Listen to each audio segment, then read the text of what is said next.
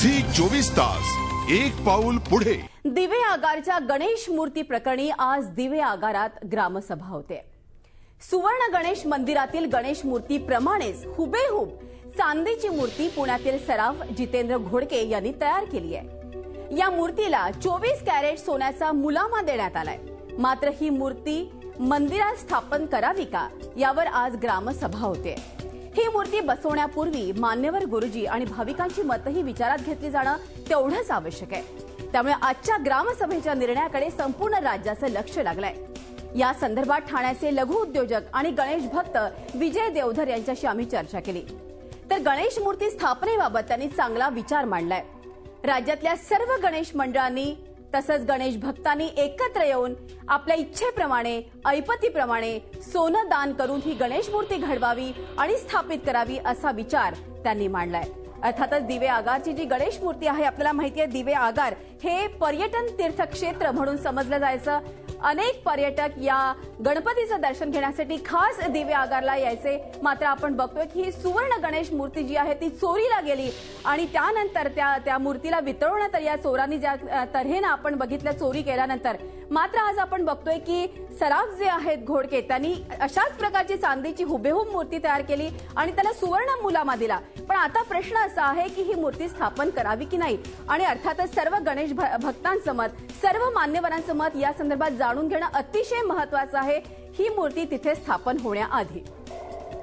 तर या संदर्भात लघु उद्योजक आहेत विजय देवधर आमच्या बरोबर आहे। विजयजी, झी 24 तासमध्ये स्वागत। आपल्याला माहिती आहे की दिवे आगारची ही सुवर्ण मूर्ती म्हणजे ते पर्यटनाचं एक तीर्थक्षेत्र होतं। त्या गणपतीच्या दर्शनासाठी अनेक लोक तिथे यायचे। आता आपण बघितलं जसं पुण्यातले घोडके जे आहेत त्यांनी चांदीची मूर्ती आणि त्याला सोन्याचा मुलामा दिलाय। आपल्याला काय वाटतं ही मूर्तीची स्थापना होण्यापूर्वी कशा तऱ्हेनं अर्थातच सर्व मान्यवरांचा आणि गणेश भक्तांचा देखील त्यावर मत घेणं अतिशय आवश्यक आहे। या संदर्भात आपल्याला काय वाटतं पुढे काय व्हायला हवं, कशा रीतीने पुढे या ग्रामसभेतला निर्णयाला उत्तर द्यायला हवं?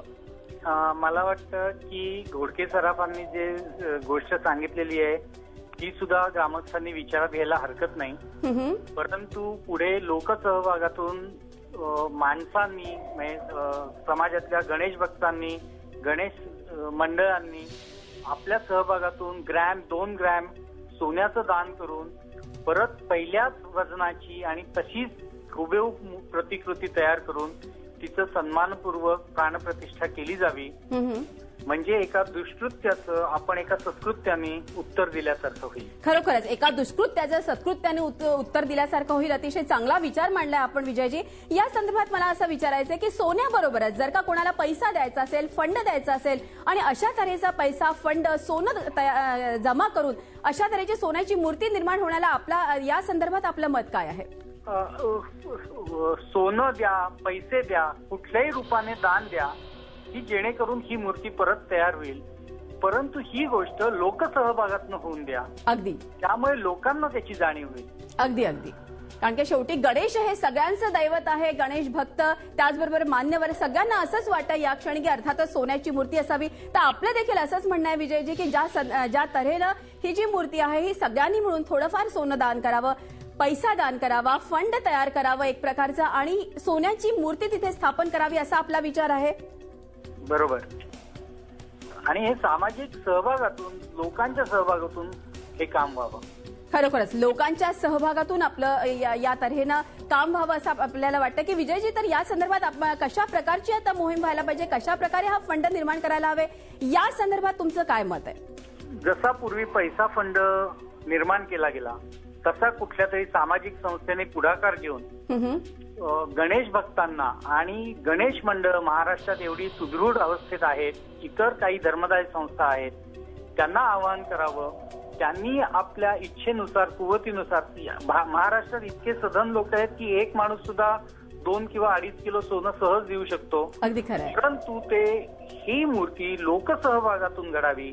लोकांकडनं ग्रॅम, अर्धा ग्रॅम, 100 रुपये, 50 रुपये असे घेऊन ही मूर्ती घडावी ज्यांनी लोकांचा सहभाग त्याच्यात असेल।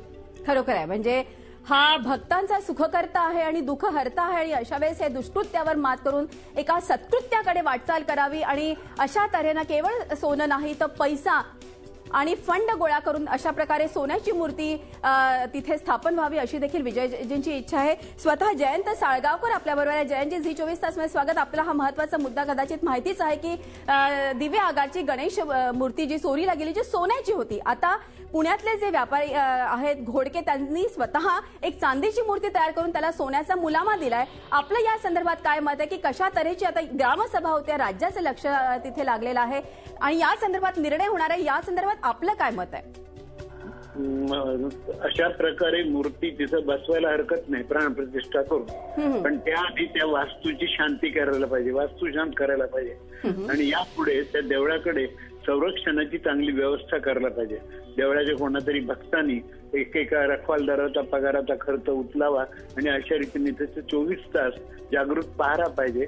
देवाची मूर्ती गेल्यानंतर जो काही प्रक्षोभ झाला लोकात तो लक्षात घेता हे अशी तरतूद करणं आवश्यक आहे आणि प्राणप्रतिष्ठा करायला काही हरकत नाही शास्त्राप्रमाणे.